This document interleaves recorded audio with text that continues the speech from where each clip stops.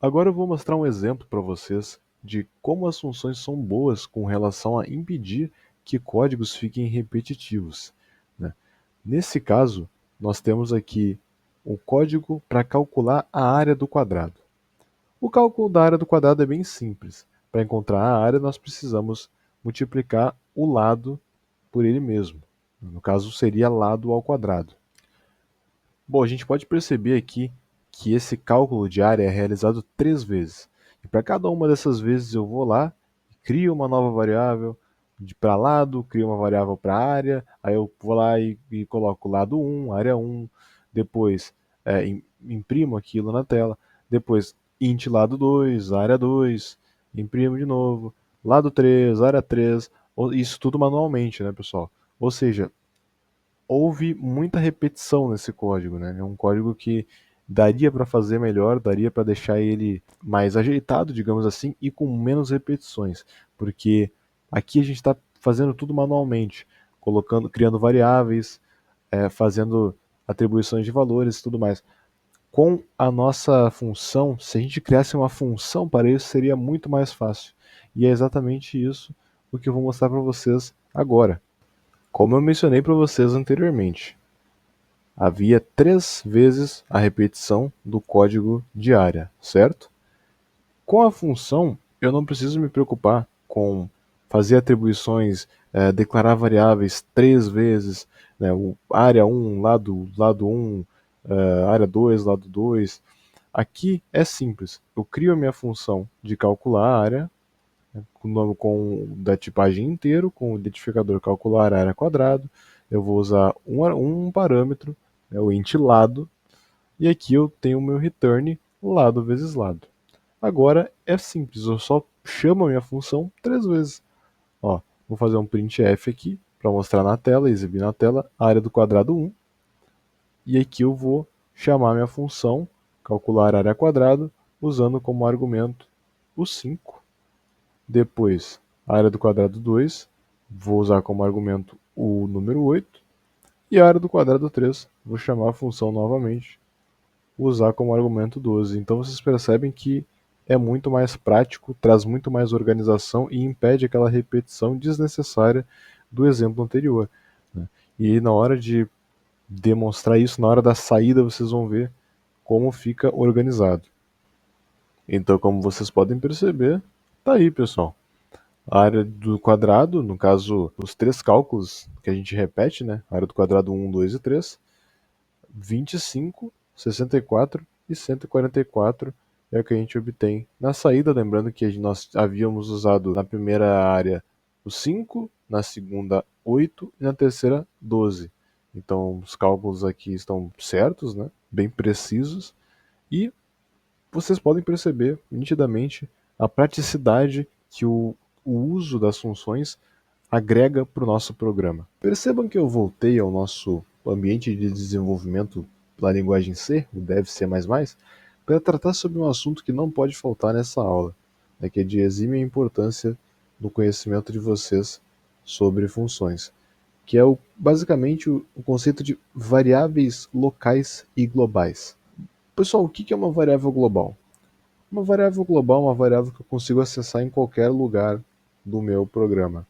Ou seja, essa variável que eu declarei aqui, global, int, que recebe 10, eu posso acessar ela dentro dessa função que eu criei, a teste escopo, assim como eu posso acessar ela dentro da função principal, né? Ela é uma variável global, o nome já diz, eu consigo acessar ela globalmente no meu programa. Já variável local, ela só fica acessível dentro de um escopo. O que é isso? Um escopo é dentro de um corpo de função. Eu criei a função void teste escopo, tá? Uma função que não tem argumento, mas ela é só para funcionar de teste, onde eu declarei a minha variável local, né? Literalmente o nome da variável é local, da tipagem inteiro, que recebe 5. Aqui a gente faz um print, onde eu coloco dentro da função, e aí eu estou utilizando tanto a variável global quanto a local. Eu vou imprimir o conteúdo das duas na tela para mostrar para vocês que a variável local é impressa, assim como a global também, porque a global funciona em qualquer canto do código. Agora, na minha função principal, na minha main, eu vou chamar a teste-escopo, e se eu tentar imprimir a variável local, eu até botei isso em comentado, porque se eu tentasse imprimir a minha variável local, daria erro, porque a minha variável local ela não existe aqui, né? Ela existe dentro do escopo de teste escopo, não no escopo da função principal. Já a minha variável global, ela sim pode ser acessada, porque, como eu mencionei antes, ela consegue existir em qualquer local do meu programa. Então eu vou imprimir na tela para deixar isso mais evidente para vocês, a diferença nítida entre uma variável global e uma variável local. Bom, pessoal, é isso que nós obtemos do nosso print, né? Então, o primeiro diz dentro da função. Como vocês se lembram, a gente chama a nossa função teste-escopo, né? Que no caso a gente conseguia imprimir tanto a variável global quanto a local. Então, a gente está chamando essa função teste-escopo na nossa função principal. Então, logicamente, ele está acessando os valores do escopo da função que a gente está chamando. No entanto, você se lembra que eu comentei a parte do printf, onde a gente tentava imprimir a variável local?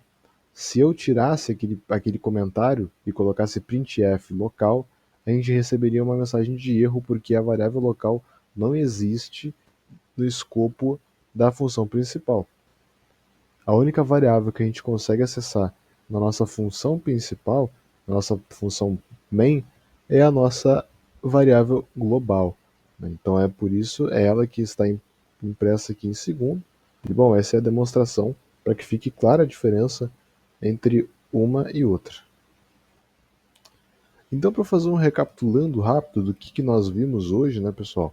A gente viu sobre as funções, sobre o que são seus fundamentos, por que elas são essenciais na programação de maneira eficiente. A gente aprendeu a definir funções, void ou não, né? Aprendemos sobre tipagens, vimos sobre parâmetros e retornos também, né? Como fazer passagem de dados, organização de código.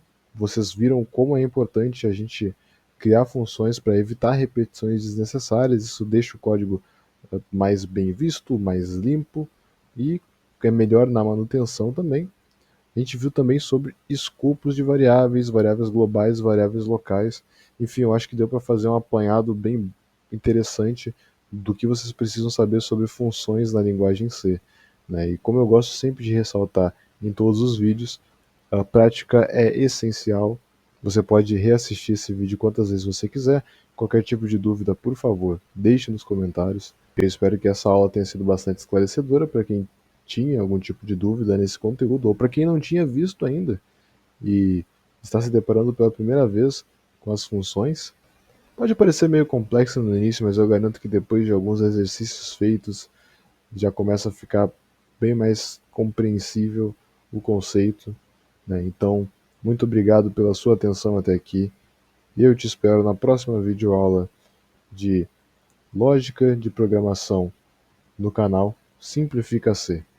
Até a próxima.